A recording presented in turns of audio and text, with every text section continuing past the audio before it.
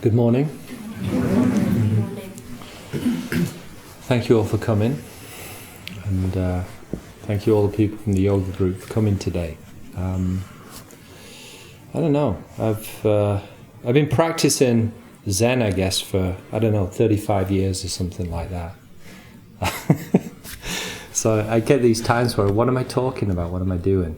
And I've got something to talk about in terms of practice, etc. It's been a while since I've actually asked for what is it really that interests you in terms of practice or spiritual practice.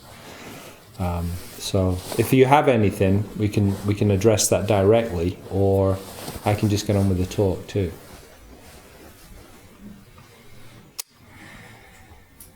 Yeah. For me, it's to fully experience my life. Mm-hmm. Everything in it, everything I encounter, to just experience it to the fullest. Great. Okay. Well, that's what I was going to talk about, actually, but...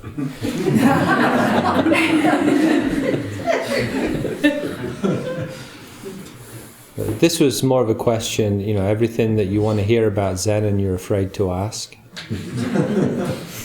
If not, I will, there's things that perplex you or something with say, formal practice or daily practice.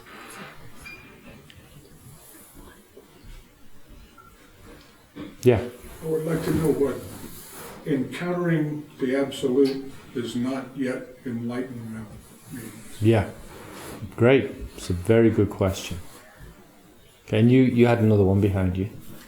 I was going to ask if it's normal to go through periods where at times I feel very earnest in my practice, and at other times I feel that, maybe for a second I got comfortable, and then there's a period of not so much earnestness about practice like I do other things, and in the back of my mind I'm well aware that my life's purpose is to practice, but at the same time I have this seeming momentum where I find difficulty in focusing. Right.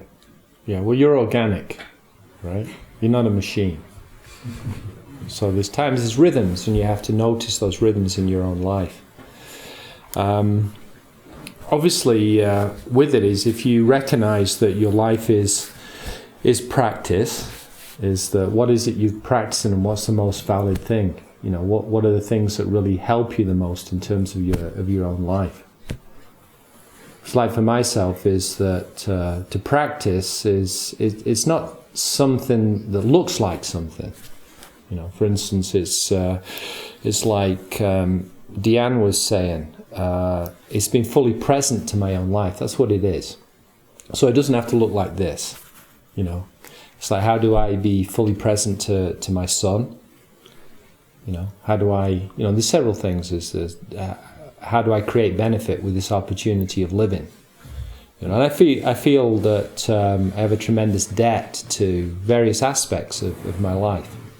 To my parents, my teacher, or the teachers that I've had, my nation, that I live in, the nation, also the nation that raised me. And those things really, really help me. Am I living my life fully? Have I returned the gifts that I've been given?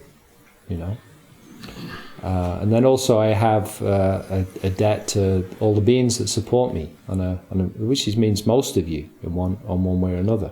But I don't take that debt in a heavy sense. So just how do I use the most beneficent aspects of life and really use them in a positive way. And at the same time, how do I deal with the shadow that comes up? Being a human being, being organic. One of you was saying that they're going through difficulties and you have two parts. One of them is Gandhi and the other one is Attila the Hun. And you have to work with those aspects. Each one of us has many aspects, and the thing is when to use those things. It's not that these energies are bad, it's just how do you refine them and use them in the places that they really need to be used.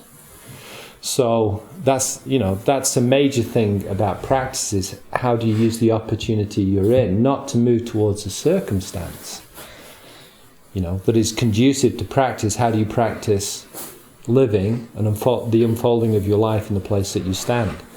If you're on a train, how do you do it? If you're, you're working and you're working with your peers, But there's a lot in that too, is that what are my beliefs around what practice is, etc., and question them. So for instance, you may have a belief that I can't practice at work.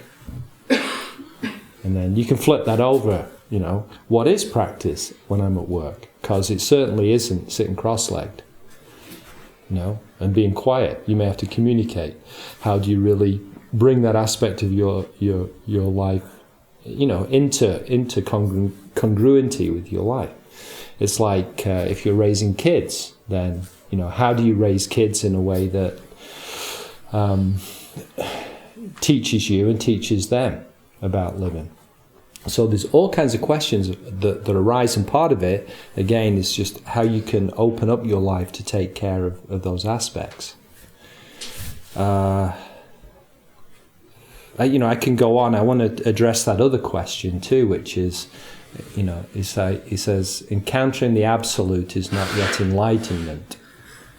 So one of the things that this is addressing is that some people have an experience of say, realization, or an experience of God, of God nature, and they go, that's it, I'm done now, I'm finished. I just go back to, doing whatever I do. But that isn't it. Your work really isn't finished until you've completely absorbed that absolute nature, or you're lost in that absolute nature, and still function in your life. And that takes a lot of work. And then also, that has also been dropped and let go of. A lot of people, they'll have, I wouldn't say a lot, I mean, it's an amazing thing that some people do encounter the absolute, or God, in their life. It's an amazing thing, it's rare. But then, just to go, that's it, and then start to expound on that experience that has passed, has been gone, it's not a living experience, really doesn't do people much good. You read books and they have so-called enlightenment or satori experiences about life. And they can almost be like poison. Well, I haven't had this, or I need to have this experience. And then people start to aim their lives towards it, rather than realizing that all of these experiences at the core are about this. And how to, just really appreciate what we already have as human beings. Even the so-called loss of self it's a reminder that that's going on a momentary basis. So then you practice that, over and over. But then also to put a dividing line there between so-called realization and delusion is also a problem. I'm realized, all of these people are not realized. You start to do those things is a problem that arises. It separates you from the people that are around you, and it sets up a scheme there. This has got to happen before these people are awakened, etc. It's just the important thing is dealing and living in a way that appreciates life to its fullest.